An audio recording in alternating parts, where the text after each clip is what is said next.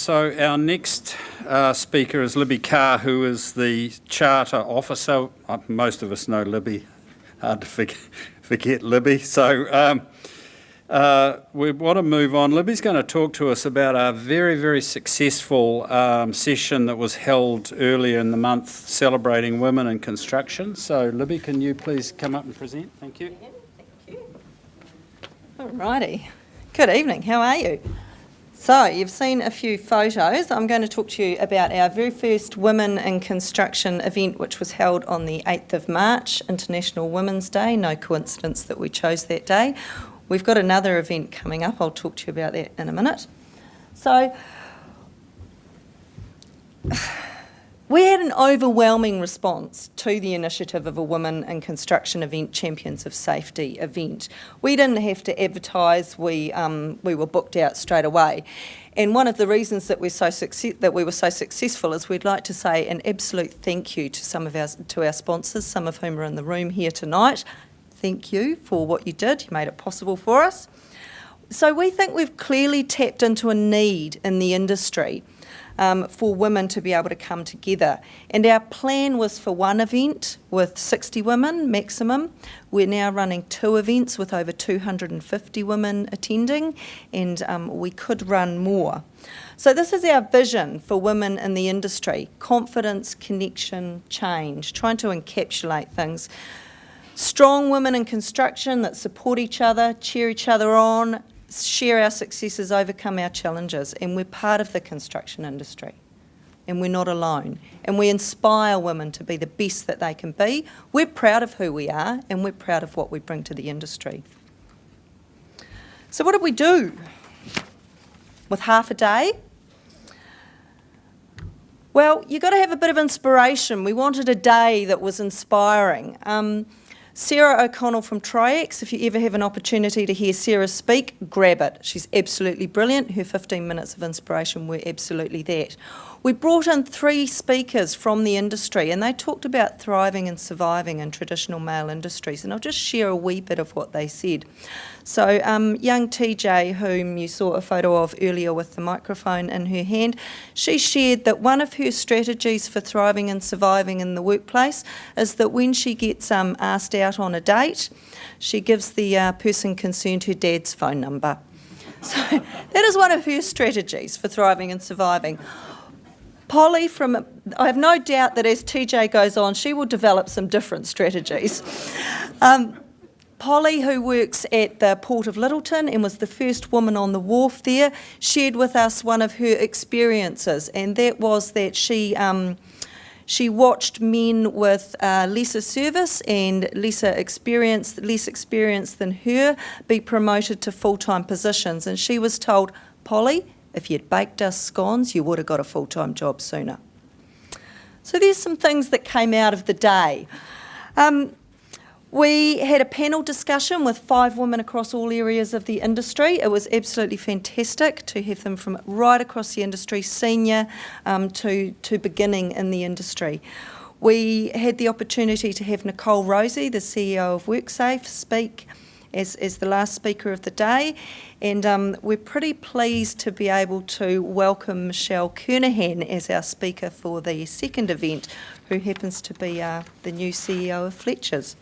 So that is a public announcement. I am allowed to say it. It was in the news today. I checked. So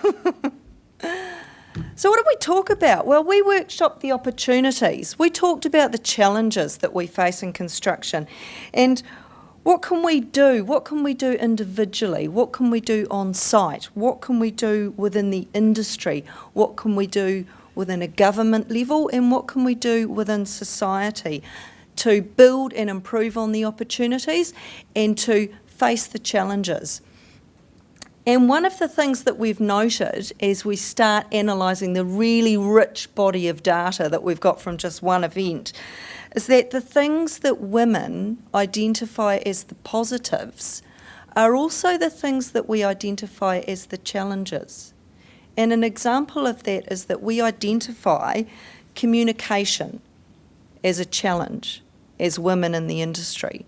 And we also identify communication as a positive and a good skill that we bring to the industry.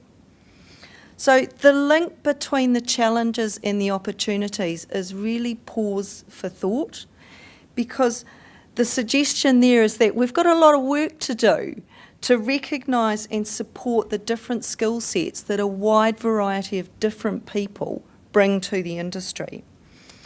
And the data that we're gathering from the events are going to help inform our work program, help inform what we do to make construction a safer, healthier and more attractive industry and career.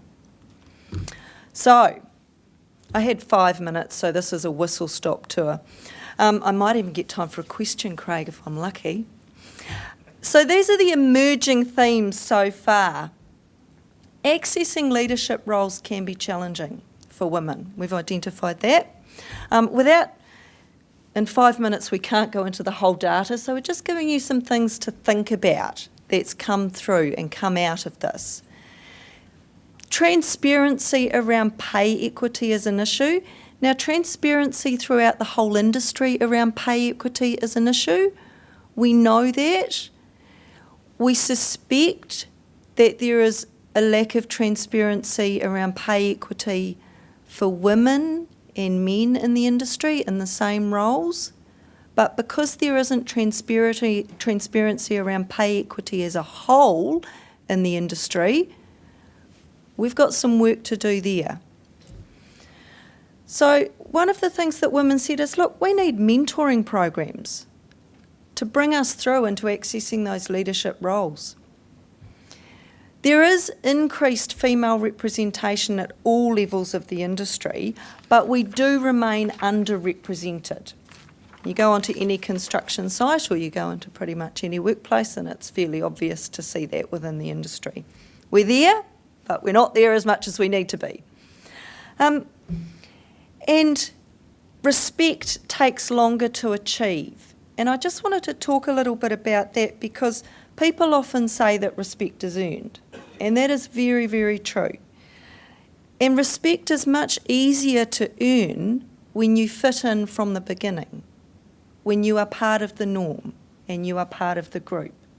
When you have to get over the hurdle of not being the norm to be accepted, and then you can start working on being respected, it takes a bit longer.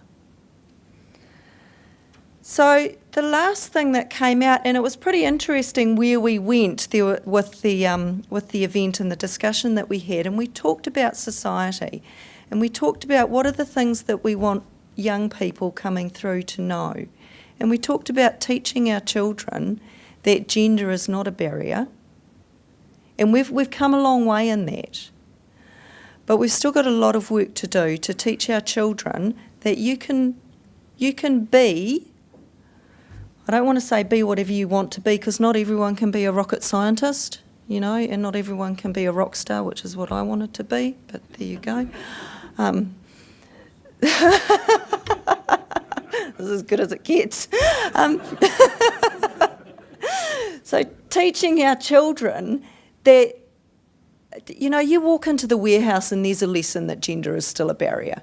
You get the pink toys, you get the blue toys, and you know what the pink toys look like and you know what the blue toys look like. And we're starting there. So that's one of the things that we talked about within the industry that we can do. We can do that individually, we can do that on site, we can do that within the industry, we can certainly push the government, and we can shift that within society. So there's a whole lot of other stuff I could talk about, but that was it.